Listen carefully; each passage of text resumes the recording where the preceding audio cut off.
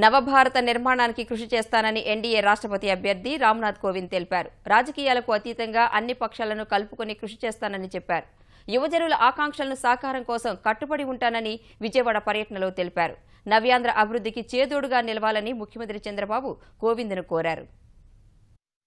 రాష్ట్రపతి ఎన్నికల ప్రచారంలో భాగంగా ఆంధ్రప్రదేశ్కు వచ్చిన ఎన్డీఏ అభ్యర్థి రామ్నాథ్ కోవింద్కు ఘనస్వాగతం లభించింది. ముఖ్యమంత్రి చంద్రబాబు స్వయంగా విజయవాడ విమానాశ్రయానికి వెళ్లి ఆయనకు సాదర స్వాగతం పలికారు.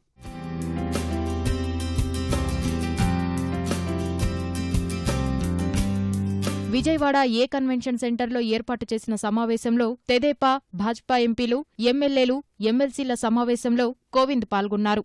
ఎన్టీఆర్ విగ్రహానికి, అల్లూరి సీతారామరాజు చిత్రపటానికి పూలమాలలేసి నివాళులర్పించారు. నేతలందరినీ ఆప్యాయంగా పలకరించి మద్దతు కోరారు.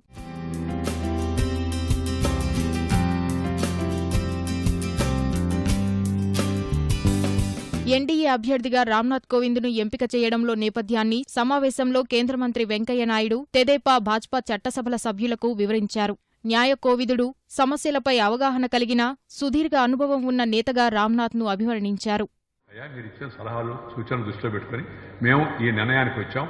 ఈయన మా అభ్యర్థిని ప్రధానమంత్రి గారే స్వయంగా మాట్లాడాడు. కొందరితో అమిత్ షా గారు మాట్లాడాడు, కొందరితో నేను మాట్లాడాను. సో ఆ అంకం పూర్తయింది. ఆ తర్వాత ఈ కాంగ్రెస్ కారణం ఏదన్నా కావచ్చు, వాళ్ళు పోటీ పెట్టారు.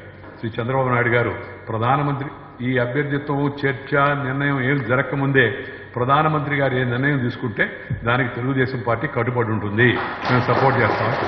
ఆ విధంగా ముందుగా చొరవ తీసుకొని ముందుగా ప్రకటించినందుకు నేను చంద్రబాబు నాయుడు గారిని హృదయపూర్వకంగా పార్టీ తరఫున అభినందిస్తున్నాను, కేంద్ర పార్టీ తరఫున. ఇవాళ శ్రీ రామ్నాథ్ కోవింద్ గారిని కేవలం ఎన్డీఏ పార్టీదే కాదు, ఇండియాలో 33 పార్టీలు ఉన్నాయి, చిన్నవి కానీ పెద్దవి కానీ, సంఖ్య తక్కువ ఉన్నా ఎక్కువ ఉన్నా. కొంతమందికి లోక్సభలో ఎంపీలు లేరు. వాళ్ళందరూ కలిసి మోడీ గారు నిర్ణయించిన అభ్యర్థిని మేము సమర్థిస్తున్నామని చెప్పారు, చిన్న పెద్ద పార్టీలు. ఇవి కాకుండా దేశంలో ఎన్డీఏ బయట ఉన్న నాన్ ఎన్డీఏ పార్టీస్ వాళ్ళు కూడా చాలా మంది ముందుకొచ్చారు. దళిత, వెనుకబడిన వర్గాల అభ్యున్నతికి రామ్నాథ్ కోవింద్ కృషి చేశారని ముఖ్యమంత్రి చంద్రబాబు అన్నారు. రాష్ట్రపతిగా ఆయన ఎన్నిక ఖాయమని అభిప్రాయపడ్డారు. If you see all his biodata, nobody is better than Ramnath Kovind ji for becoming the President of India. Now he is having clear majority. NDA is supporting, so many other political parties are supporting.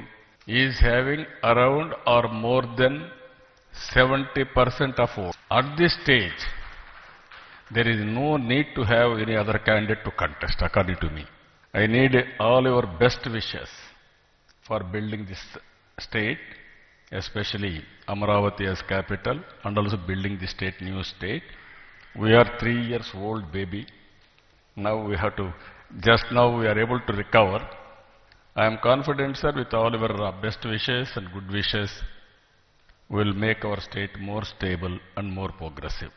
రాజకీయాలకు అతీతంగా నవభారత నిర్మాణానికి కృషి చేస్తానని రామ్నాథ్ కోవింద్ చెప్పారు. మద్దతు తెలుపుతున్న ప్రధాని Modi NDA, ఎన్డీఏయేతర పక్షాలకు కృతజ్ఞతలు తెలిపారు. ఎన్టీఆర్ గొప్పతనాన్ని కొనియాడారు. I pay my respectful tribute to the great leader,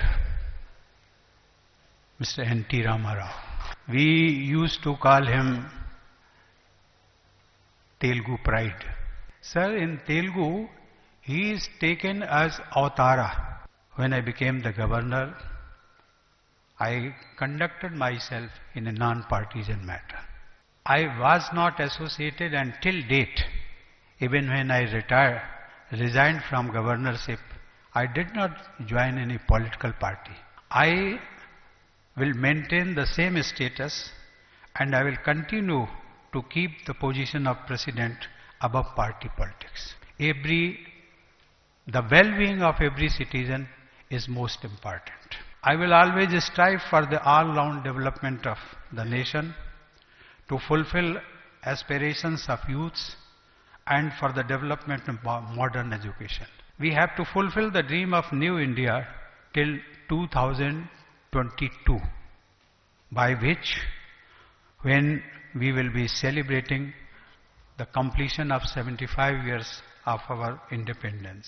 రాష్ట్రపతి ఎన్నికల్లో ఓటింగ్ విధానాన్ని భారతీయ జనతా పార్టీ జాతీయ ప్రధాన కార్యదర్శి మురళీధర్రావు సమావేశంలో పాల్గొన్న సభ్యులకు వివరించారు.